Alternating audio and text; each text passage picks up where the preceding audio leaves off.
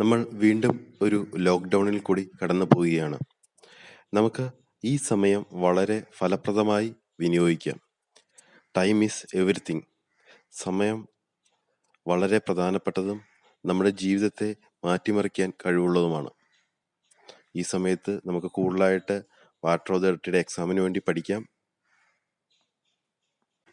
എല്ലാവർക്കും നല്ലൊരു വിജയം ആശംസിക്കുന്നു.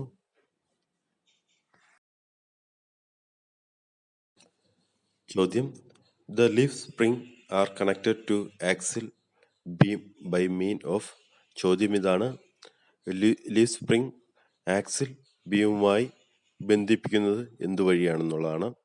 ഓപ്ഷൻസ് കൊടുത്തിരിക്കുന്നത്: A U bolt, B shackle, C central bolt, D shackle pin. ഉത്തരം എ ആണ്, യു ബോൾട്ട്. നമ്മൾ ഈ ചോദ്യം, ഇതുപോലുള്ള ചോദ്യങ്ങൾ വരുമ്പോൾ നമ്മൾ ആ ചിത്രം നമുക്കൊന്ന് മനസ്സിലേക്ക് കൊണ്ടുവരാം. എങ്കിൽ മാത്രമാണ് ഇതിന് കറക്റ്റായിട്ട് നമുക്കൊരു ആൻസർ ചെയ്യാൻ പറ്റുള്ളൂ. കാരണം ഇതൊരു കുഴപ്പിക്കുന്ന ചോദ്യമാണ്. എപ്പോഴും നമ്മൾ ചോദ്യം നോക്കുമ്പോൾ അത് വ്യക്തമായി മനസ്സിലാക്കിയിട്ട് വേണം ഉത്തരം എഴുതാൻ. ചോദ്യം: which among the following is not a part of suspension system. ചോദ്യം ഇതാണ്: താഴെ തന്നിരിക്കുന്നതിൽ സസ്പെൻഷൻ സിസ്റ്റവുമായി ബന്ധമില്ലാത്തത് ഏതാണെന്നുള്ളതാണ്. Options: A trailing link, B thyroid, C torsion bar, D anti roller bar. Options നമുക്കൊന്ന് നോക്കാം. ട്രെയിലിംഗ് ലിങ്ക് സസ്പെൻഷൻ സിസ്റ്റത്തിന്റെ ഭാഗമാണ്. തൈറോയ്ഡ് അത് സ്റ്റിയറിംഗ് സിസ്റ്റവുമായി ബന്ധപ്പെട്ടതാണ്. ടോർഷൻ ബാർ അതും സസ്പെൻഷൻ സിസ്റ്റവുമായി ബന്ധപ്പെട്ടതാണ്. Option D anti roller bar അതും സസ്പെൻഷൻ സിസ്റ്റവുമായി ബന്ധപ്പെട്ടതാണ്. ഉത്തരം ബി ആണ്, തൈറോയ്ഡ്. ചോദ്യം: The step axle is connected to the front main axle beam by mean of.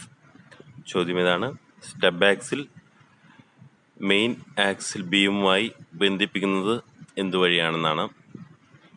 Options: A shackle pin, option B rust pin, option C king pin, option D thyroid. ഉത്തരം option C king pin ആണ്.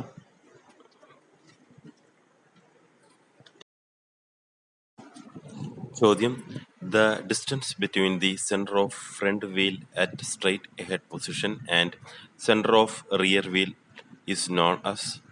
ചോദ്യം ഇതാണ്: wheel സ്റ്റഡിയായി നിൽക്കുമ്പോൾ front വീലിൻ്റെ central ഭാഗത്തു നിന്നും rear വീലിൻ്റെ central ഭാഗം വരെയുള്ള ദൂരത്തിന് പറയുന്ന പേര്. ഓപ്ഷൻസ് കൊടുത്തിരിക്കുന്നത്: A wheel track, B thrust line of wheels, option C wheel base, option D toe in of the wheels. ഉത്തരം സി ആണ്, wheel base.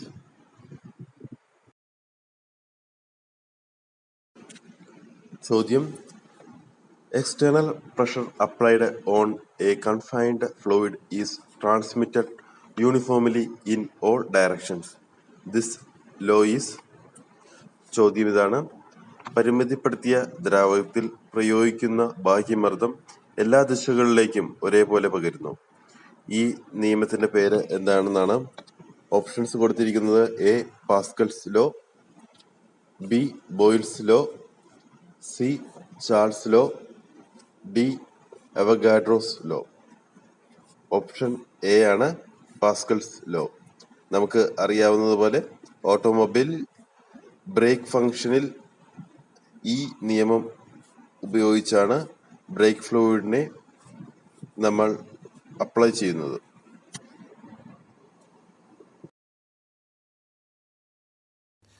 Major constituent of CNG.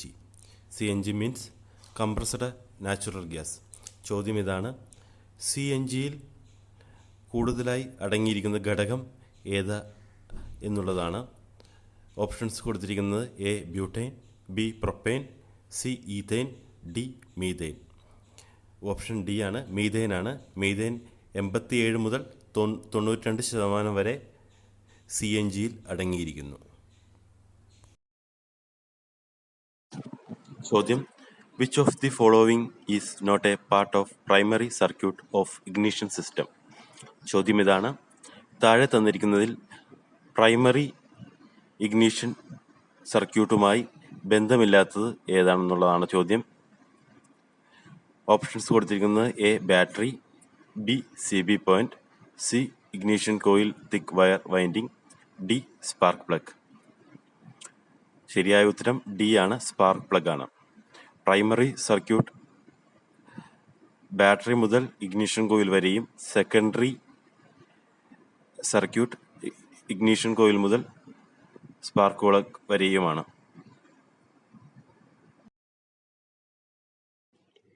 ചോദ്യം: കാത്തലിറ്റിക് കൺവെർട്ടർ ഈസ് അസോസിയേറ്റഡ് വിത്ത്. ചോദ്യം ഇതാണ്: കാത്തലിറ്റിക് converter എന്തുമായി ബന്ധപ്പെട്ടിരിക്കുന്നു? Options കൊടുത്തിരിക്കുന്നത്: A automatic transmission system, B engine intake system, C emission control system, D vehicle braking system.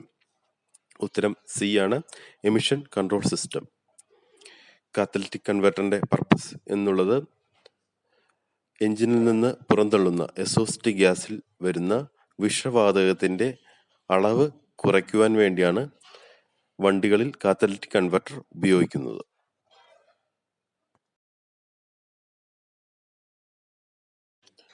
ചോദ്യം: the viscosity of multigrade oil is determined at. ചോദ്യം ഇതാണ്: multigrade ഓയിലിന്റെ viscosity എങ്ങനെ നിർണ്ണയിക്കുന്നു? ഓപ്ഷൻസ് കൊടുത്തിരിക്കുന്നത്: A 0° Fahrenheit, B 100° Fahrenheit, C 0° Celsius, D 100° Celsius. ഉത്തരം A ആണ്, 0° Fahrenheit.